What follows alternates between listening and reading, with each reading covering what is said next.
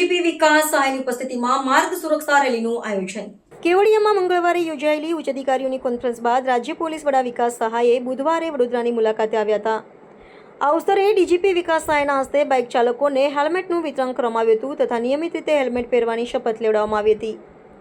Placard સાથે bike રેલીના માધ્યમથી traffic જાગૃતિના સંદેશા શહેરના વિવિધ વિસ્તારોમાં પહોંચાડવામાં આવ્યા હતા. સીટ બેલ્ટ અને હેલ્મેટ જીવન બચાવે છે, ઝડપથી નહીં સલામતીથી ચાલો જેવા સૂત્રો સાથે બાઇક રેલીનું આકર્ષણનું કેન્દ્ર બની હતી.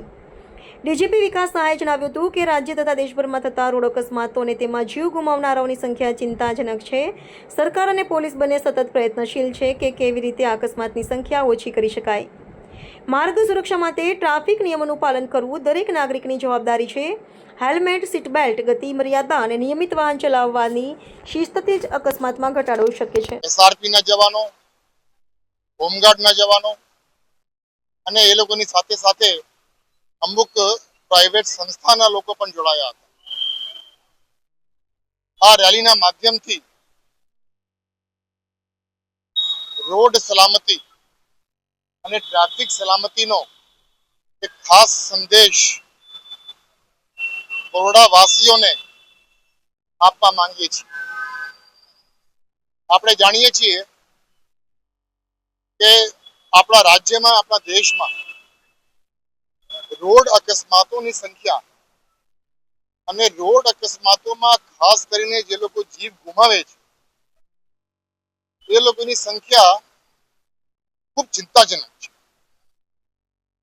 અને એ સંખ્યા કેમ ઓછી કરી શકાય અને ગુજરાત રાજ્યના રોડ ઉપર ટ્રાફિક સલામતી ને ધ્યાનમાં રાખીને અલગ અલગ સ્ટેક હોલ્ડર્સના માધ્યમથી શું કાર્યવાહી કરી શકાય એ ખાસ ચિંતા રાજ્ય સરકારની અને ખાસ કરીને ગુજરાત પોલીસની રહી છે.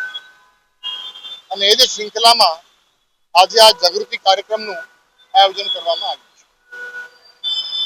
આજની આ જે રેલી હતી એ રેલી આપણે હેલ્મેટ રેલી કહીએ છીએ, પરંતુ હું એમ માનું છું કે રોડ સલામતી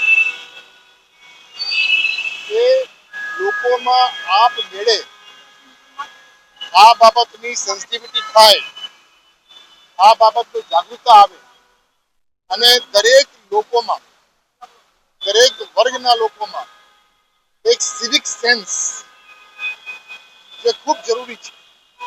અને જ્યારે આપણે સિવિક સેન્સની વાત કરીએ છીએ, ત્યારે ડિસિપ્લિનની વાત કરીએ છીએ, એ ડિસિપ્લિન ફક્ત ને ફક્ત ટ્રાફિક માટે નહીં, પરંતુ દરેક જગ્યાએ આ ડિસિપ્લિન હોય, આ સિવિક સેન્સ હોય એ ખૂબ જરૂરી છે. અને એનો ખાસ અભાવ જોવા મળી રહ્યો છે લોકોમાં અને તમામ લોકોમાં. આ પ્રકારનું સિવિક સેન્સ આવે એ ખૂબ જરૂરી છે. વ્યવહાર કેવી રીતનો હોય એ ખૂબ જરૂરી છે. એકબીજાની સાથે આપણે વ્યવહાર કેવી હોવું જોઈએ.